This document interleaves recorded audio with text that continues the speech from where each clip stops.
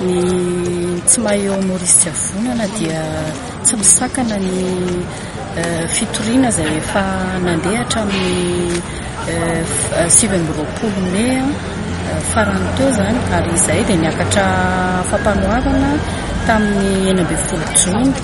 Raha tsy eo izy dia toy ny fitoriana zany, satria tsy niantefa amin'ny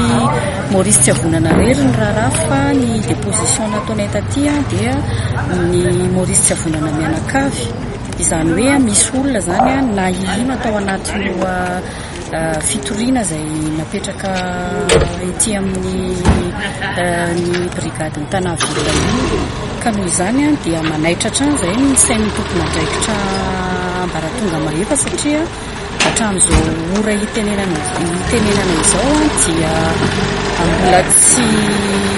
hita soritra ny misy reto zandaly anankiroa izay efa raha ny rapora azo avy aty amin'ny CB dia hoe efa vita tanteraka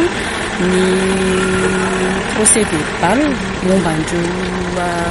zandary anankiroa eo izay miambina tao amin'ny trano Maurice tsy avonana ny maraina ny 13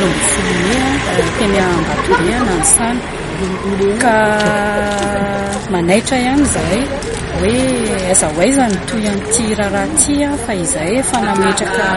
efa noteneninay hatreny am-boalohany hoe manaraka akaiky an'ity raharaha ity zany izahay.